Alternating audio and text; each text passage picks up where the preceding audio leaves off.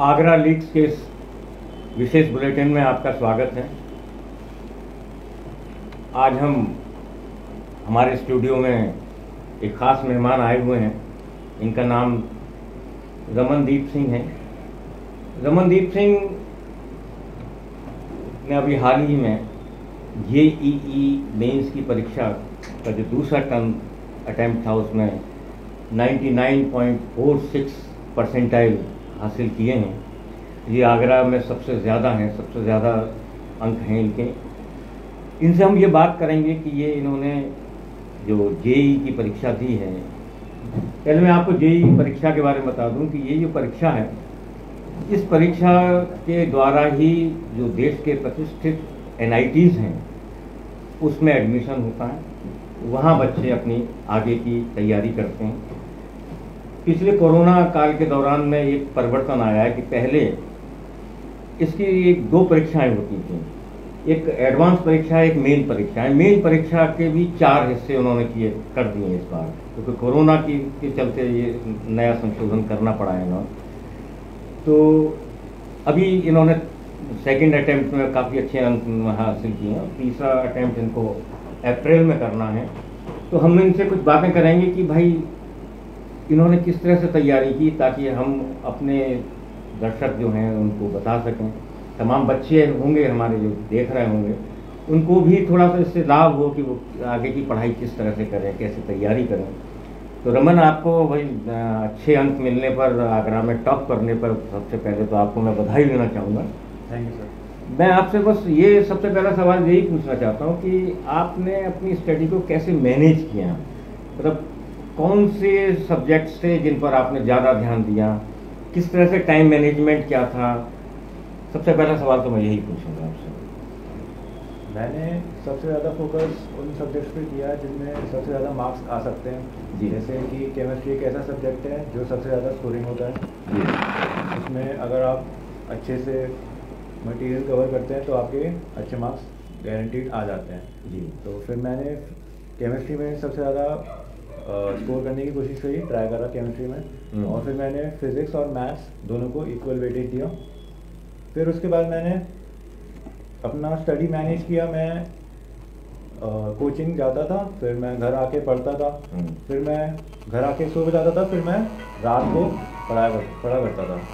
तो मैं दिन में कम से कम ऑन एवरेज 12 घंटे की पढ़ाई किया करता था। किस कोचिंग से किया आपने? मैंने अपनी प्रिपरेशन आरवी एकेडमी से की है।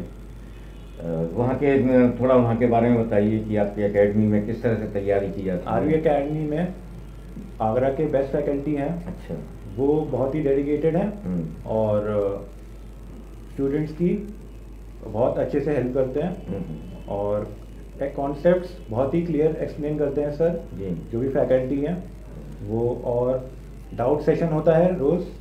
हम जैसे स्टूडेंट्स को कोई डाउट आता है तो वो टीचर्स से मिलके पूछ सकते हैं। रोज़ डाउट सेशन होता है और रेगुलर टेस्ट्स होते हैं, एनालिसिस होता है और ये सब। वहाँ जो सबसे खास आपके, मतलब जिनको आप सबसे ज़्यादा लाइक करते हैं, वो कौन हैं आपके टीचर? वहाँ पे सबसे ज़्यादा मैं राघवेंद्र सर को लाइक करता हूँ। अच्छा। वो मैथ्स की फैकल्टी हैं, आगरा की बेस्ट फैकल्टी हैं वो मैथ्स की। आपके नंबर किस में, मतलब ये थोड़ा सा जो रह गया 100 परसेंटाइल में, वो कौन सा सब्जेक्ट था जिसमें आप थोड़ा दूर? मेरे मैथ्स में थोड़े कम रह गए क्योंकि थोड़ी कैलकुलेशन मिस्टेक्स हो गई पेपर में। इस वजह से थोड़े मैथ में कम रह गए। अच्छा। अब आपने ये पास कर लिया है, मैं उम्मीद करता हूँ कि अगले अटैम्प्ट में आपको 100 परसेंटाइल ही आप उपलब्ध, मतलब हासिल करें। इसको परीक्षा को करने के बाद आप किसको, कौन से एनआईटी को सबसे ज़्यादा प्रेफर करेंगे जाना? जैसे तो उसके ऊपर ही होता है, लेकिन फिर भी आप कहाँ जाना पसंद करेंगे? मैं एनआईटी वरंगल जाना ट्राई करूँगा। अगर वरंगल। अच्छा। उसके बाद क्या करेंगे? अभी तो एडवांस, अभी तो मेरा फोकस है कि मेरे टीचर्स ने एडवाइस किया है कि मेरे को, जैसे मैंने फरवरी से मार्च में 0.5 परसेंटाइल का इंक्रीज किया, वैसे ही अब मैं मार्च से अप्रैल अटेम्प्ट में 0.5 का इंक्रीज करके 99.9 लाने की कोशिश करेंगे। तो इसमें तो भाई मैं सोचता हूँ देश में मेरे ख्याल 10 लाख 12 लाख बच्चे बैठते हैं, कुल कितने सेलेक्ट होते होंगे? IITs में सिर्फ 12-13 हज़ार ही सिलेक्ट होते हैं 10 लाख में। आपको उम्मीद है कि आप मतलब इस लक्ष्य को हासिल करेंगे? उम्मीद है बिल्कुल कि मैं बिल्कुल हासिल करूंगा अपना अगला लक्ष्य क्या रहेगा, मतलब अगले उसमें सेशन अभी में? मेंस के बाद, अगर मेंस में उसके बाद मेरा एडवांस पे टारगेट रहेगा। अपने NIT करने के बाद फिर देश के लिए क्या करना चाहेंगे? किस तरह की जॉब? देश के लिए सरकारी जॉब करेंगे या? अभी तो मेरा ऐसे कोई डिसाइड नहीं है, लेकिन हाँ देश के लिए काम करना है।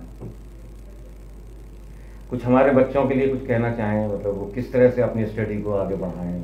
मैं तो यही एडवाइस देना चाहूँगा कि आप जितना हो सके उतना क्वेश्चंस प्रैक्टिस कीजिए। थ्योरी भी इम्पोर्टेंट है, लेकिन एग्ज़ाम पेपर में कि आपका टेम्परामेंट होता है, अगर आप जितने ज़्यादा क्वेश्चंस लगाएंगे उतनी जल्दी आपकी स्पीड बनती है। और ज़्यादा से ज़्यादा क्वेश्चन ट्राई करें, और पढ़ाई कम से कम दिन में 12 घंटे की करनी चाहिए। 12 घंटे की मतलब क्या टाइमिंग्स क्या रखते हैं आप? टाइमिंग्स मैं सो जाता था दोपहर में, फिर मैं रात को उठ के पढ़ाई करता था। अच्छा। सुबह मेरी कोचिंग होती थी, फिर मैं दोपहर में सो के रात को पढ़ाई करता था।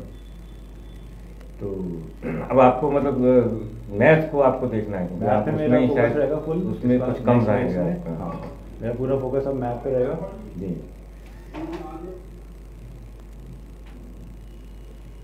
ये तो बहुत अच्छी बात है, आप मैथ को करिए, और मैं आपको मतलब हम लोग आप शुभकामनाएं देंगे आपको कि आप अगले अटेम्प्ट में मतलब पूरे 99.9% आप हासिल करें, और एक अच्छे कॉलेज मतलब इंस्टीट्यूट में किसी में एडमिशन लें, देश के लिए कुछ करें। हम आपको बहुत बहुत शुभकामनाएं देते हैं। धन्यवाद।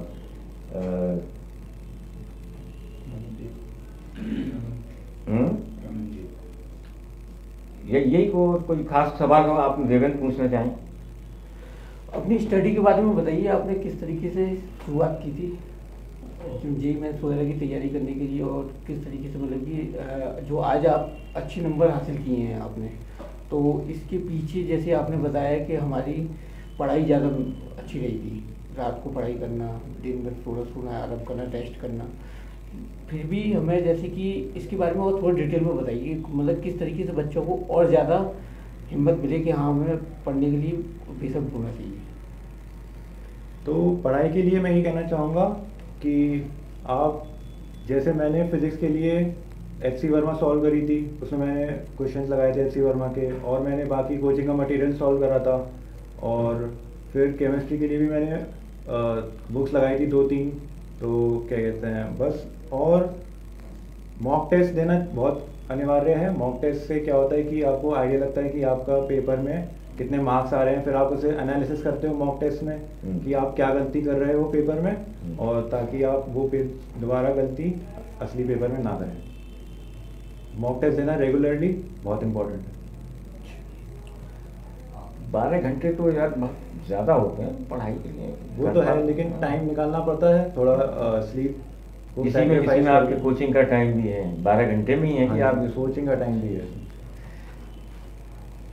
अपनी कोचिंग के बारे में कुछ बताइए, जैसे कि वहाँ पर किस तरीके से पढ़ाई को लेकर मैनेज किया जाता है, स्टूडेंट्स की किस तरीके से समस्या सॉल्व की जाती है, किस तरीके से उनकी जिज्ञासाएं जो होती हैं वो किस तरीके से बताई जाती हैं कि हमें इस तरीके से काम करना चाहिए। कि कोचिंग के द्वारा ही आपको ये मिला कि हमें पढ़ाई के प्रति किस तरीके से ध्यान देना चाहिए, या किस तरीके से?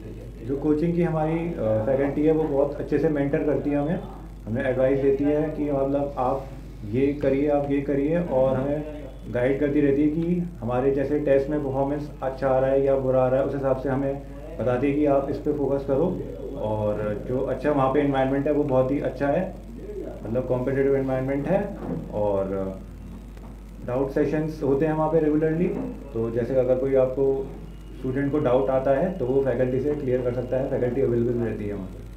ये 12 घंटे की स्टडी आप करते हैं, इसके बीच में कहीं कोई रिलैक्स का भी रिलैक्स टाइम होता है? ऐसा तो नहीं है कि 12 घंटे मेंटल रिलैक्स, मतलब केवल फिजिकल नहीं, सो लिए आपको नहीं, मतलब फिर भी कोई कुछ और एक्टिविटीज़ रहती हैं इस दौरान? नहीं, और एक्टिविटीज़ ऐसे स्पेसिफिक तो नहीं, मतलब क्या कहते हैं, टीवी वगैरह देखते हैं? टीवी वगैरह थोड़ा बहुत देख लेता था। म्यूजिक सुनते हैं? म्यूजिक सुनता था ज़्यादा, म्यूजिक बहुत। वैसे आपको इसके अलावा स्टडी के अलावा गेम्स वगैरह में कोई रुचि है?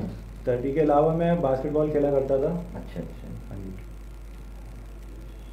चलिए अच्छा है, आप अगले एग्जाम में और बढ़िया नंबर लेके आएँ, और आगरा का ही नहीं, मतलब मैं समझता हूँ हिंदुस्तान में आपको नाम रोशन करना चाहिए। हम आपको बहुत बहुत शुभकामनाएं देते हैं। Thank you. और इस एग्ज़ाम की बधाई देते हैं। आप अगली बार जब और टॉप करके आएँ तो फिर हम आपका एक इंटरव्यू करना चाहेंगे। बिल्कुल, थैंक यू सर। नमस्कार।